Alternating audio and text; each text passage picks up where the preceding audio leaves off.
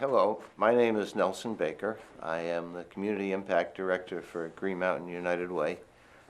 Green Mountain United Way is headquartered in Berlin, Vermont, and we serve the 5 counties of Washington, Orange, Caledonia, Essex, and Orleans. And one of our major efforts or initiatives is healthy living. We have 4 basic initiatives: financial stability, healthy living, early learning, and basic needs. As part of my work in healthy living, I've been fortunate to associate with Rose Sheehan. Rose is associated with Northeastern Vermont Regional Hospital, NVRH, and heads up the Tobacco Coalition, and I've been very proud to work with her in that effort. Rose introduced me to Jill and Alita Mathers, who are with us today, and they've kind of spearheaded a legislative initiative that we're all very proud of and that we support as much as we possibly can, and we urge everybody to do the same. Rose, would you please tell us a little bit about how you met the Mathers and what they're doing and how it fits in with what you're doing? Sure. Tell us a little bit about what's going on at NVRH first, please. Okay. Well, at Northeastern Vermont Regional Hospital, we have a tobacco coalition that's been in existence since 1999. And that coalition is made up of people from all around Caledonia and Southern Essex counties who work together to meet some objectives. For example, we work on reducing exposure to secondhand smoke.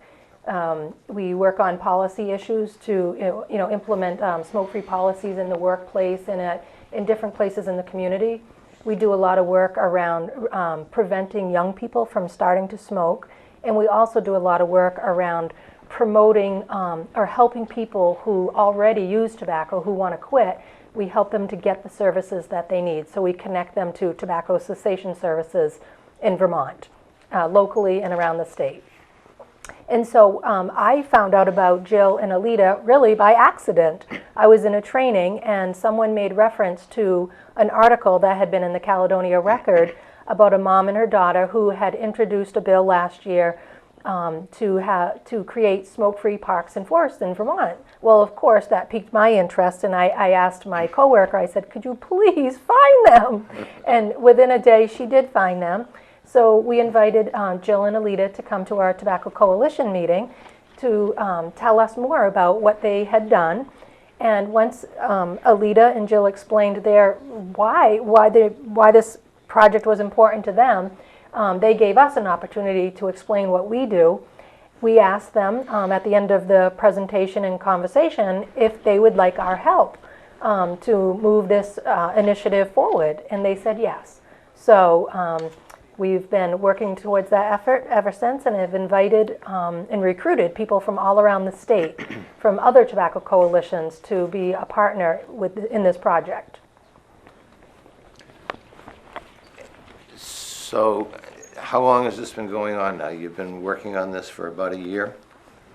Actually, the bill was introduced a year ago, but we only met Jill and Alita probably just 2 months ago. So it's really new for us, for the coalition. It would have been wonderful if we had known them a year ago, but we're working hard and we're working fast, and we're getting a lot done in this short time.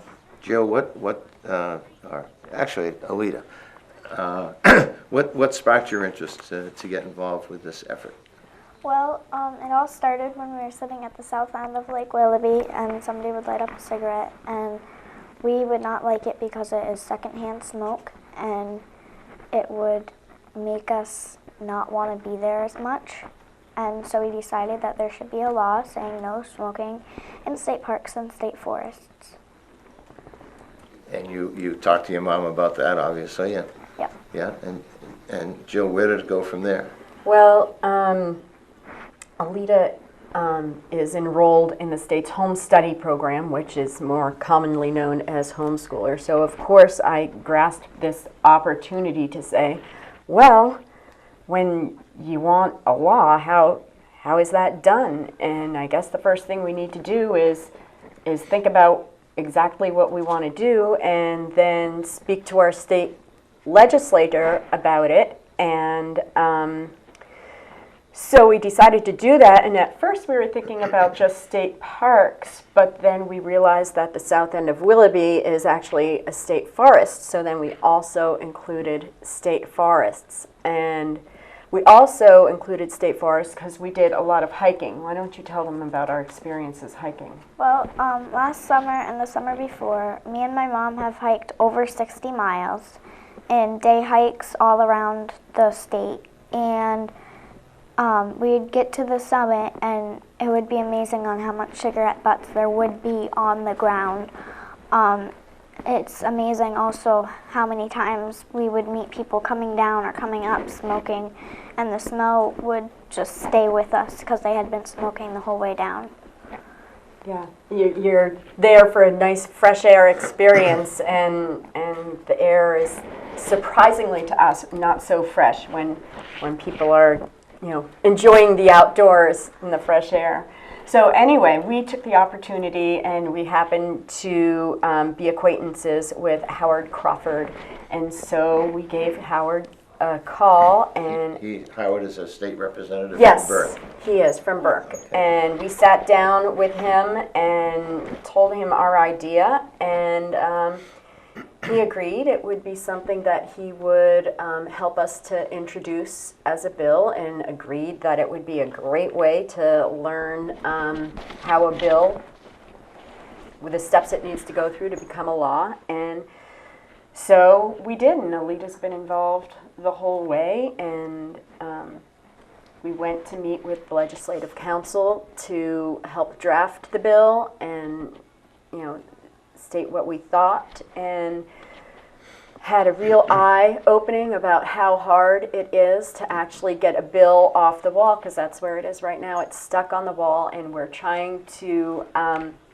get the message out that we would like this to be discussed in committee, and it's in the Corrections and Institutions Committee right now on the wall. And this is House Bill H379. It is. Correct? House Bill H379, and so we'd like to encourage people, of course, to call their local legislators and say, hey, let's talk about this, and get it off the wall. That's our next effort, is to get this. Jill, Next step. what have you done in Montpelier to try to push this bill?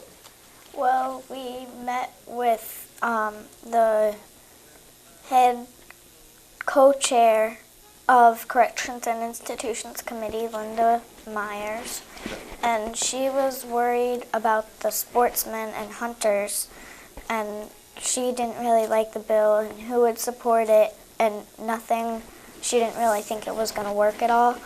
So she just didn't really think it was a good idea, and that's kind of how she left it.